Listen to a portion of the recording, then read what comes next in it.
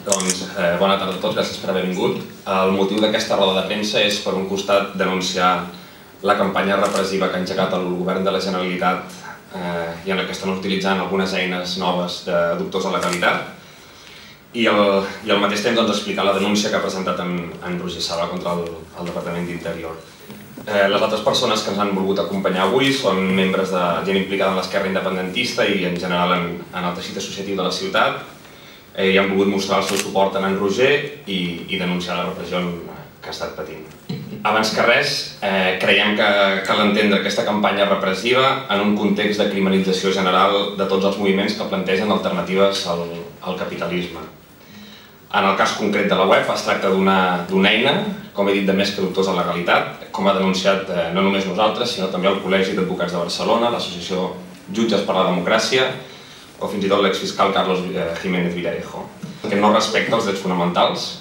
com són la presumpció d'innocència, l'honor, la imatge o la intimitat dels afectats. Bona tarda, soc Roger Sala i Riera, tinc 32 anys i em dedico a fer realització multimèdia i edició de vídeo. I bé, soc una persona de Figueres que ha estat històricament vinculat al teixit associatiu. Primer vam fundar molta gent present en aquesta sala el que era el Casal La Volta. Vam estar treballant per iniciar diverses associacions com seria la Colla de Diables, la Revolta dels Diables, vam fer una revista que era el Volta-la, vam col·laborar amb la CAL per fer els correllengües, els primers correllengües a la comarca. Actualment, a més, pertanyo a la CUP de Figueres i al mateix temps soc membre de la Secretariat Nacional de la Coordinadora Obrera Sindical. Allà m'encarrego de fer una mica les tasques de relacions polítiques, que es tracta bàsicament de parlar amb altres entitats i organitzacions polítiques i sindicals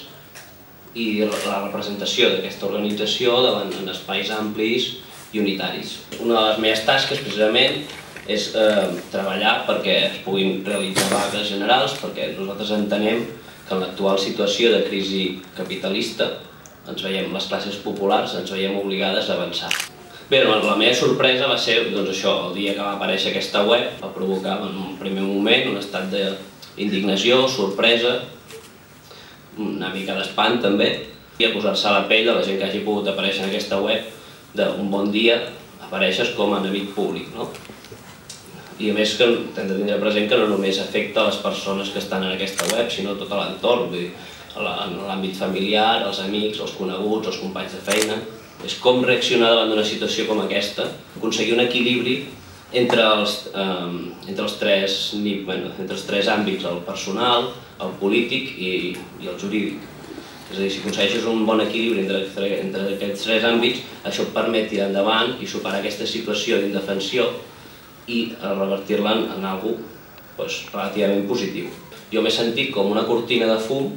que ens estan utilitzant per tapar un seguit de vergonyes de la inacció i de la connivència que està tinguent el govern tant de la Generalitat com de l'Estat espanyol amb certes corporacions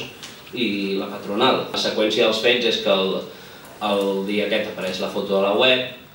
uns dies més tard, assessorats per Alerta Solidària, decidim un seguit de gent vinculada a l'esquerra independentista donar la cara, és a dir, si el que buscaven és crear por, si el que buscaven és desactivar la nostra activitat política a través d'aquesta repressió, nosaltres vam fer un pas endavant i intentar revertir aquesta situació anunciant que el dia 1 de maig un seguit de persones que apareixíem a la web duríem la pancarta a l'esquerra independentista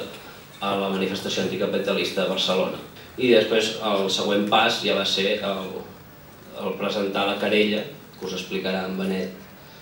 contra el Departament d'Interior. No tinc clar que vagi a explicar cap cosa que no sigui una mica de lògica o de sentit comú. El que s'ha posat en aquestes línies són principis bàsics del que nosaltres pensem que ha de ser o del que fins avui havíem pensat que havia de ser un estat,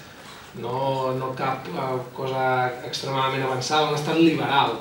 És que la campanya de retallada de drets que està materialitzant el govern de Convergència i Unió a Catalunya no s'atura en retallar drets socials, sinó que ara també estan disposats a retallar tot tipus de drets polítics, sinó també fins i tot aquells que són defensors d'un estat liberal democràtic, haurien d'estar també al darrere d'aquesta denúncia. Crec que una de les coses interessants de la denúncia, diguem-ne, que s'ha interposat és que vol ser una actuació ad cautelam, no? O sigui, vol ser un pas endavant, precisament en el convenciment de la defensa d'aquests drets, i abans que s'utilitzi cap informació obtinguda d'una forma tan fraudulenta i tan contrària a qualsevol principi d'un estat democràtic com és la informació que es pugui obtenir d'aquesta web, doncs abans que s'utilitzi res s'ha volgut passar, diguem-ne, a l'atac, a denunciar aquesta web i a demanar-ne el tancament. El que s'ha fet és demanar al Jutjat Contenciós Administratiu de Barcelona a través de dos recursos diferents, un que l'ha interposat l'Associació Catalana per la Defensa dels Drets Humans i llavors hi ha un recurs contenciós administratiu que també ha posat a títol personal en Roger Sabà. Es tramita per una via teòricament preferent, o sigui que el jutjat hauria de resoldre aquesta qüestió amb un tema a curt termini, que precisament perquè com que hi ha afectats drets fonamentals, doncs els òrgans judicials estan cridats a respondre d'una forma rapidíssima. El propi jutjat contenciós número 13, que és el primer que ha entrat en aquest tema, ha plantejat una qüestió al Tribunal Superior de Justícia de Catalunya perquè no està clar si és competència del jutjat o si ha de ser el propi Tribunal Superior en tractar-se d'una qüestió tan important el que es pronunciï per primera vegada. Ataca a 3 drets que són fonamentals, un és el dret a l'honor, se'ls relaciona amb un conjunt de fets que no es determina d'una forma absolutament intencionada, perquè seria molt senzill fer-ho, però se'ls posa tothom en el mateix sac amb voluntat, evidentment, com deia, d'estigmatitzar-los. S'ataca la seva imatge, el seu dret a la pròpia imatge, i finalment hi ha una qüestió essencial que és el dret fonamental a la presumpció d'innocència. Evidentment, com us deia, les persones que apareixen en aquest web no saben encara de què se les acusa, tampoc saben de què han de defensar-se, ni tenen cap via per defensar-se, ni d'alguna manera demostrar la seva falta de relació amb tot aquest conjunt de fets. Tots aquests drets estem disposats, em sembla per part del govern de Convergència, a trepitjar-los i anorrear-los, no pas perquè hagi passat alguna cosa greu, sinó que estan disposats a trepitjar-los i anorrear-los per qualsevol situació, i en aquest cas en una situació amb un clar matís polític com és una protesta a la vaga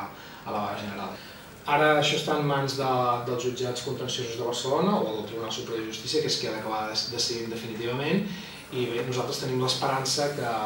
prevalguin aquests drets bàsics, aquests drets que són fonamentals per un estat liberal i democràtic, i que se'ns doni la raó i es tanqui de forma definitiva i s'impedeixi repetir al Departament d'Interior una aberració jurídica com la web aquesta relativa a les delegacions de la Vanega.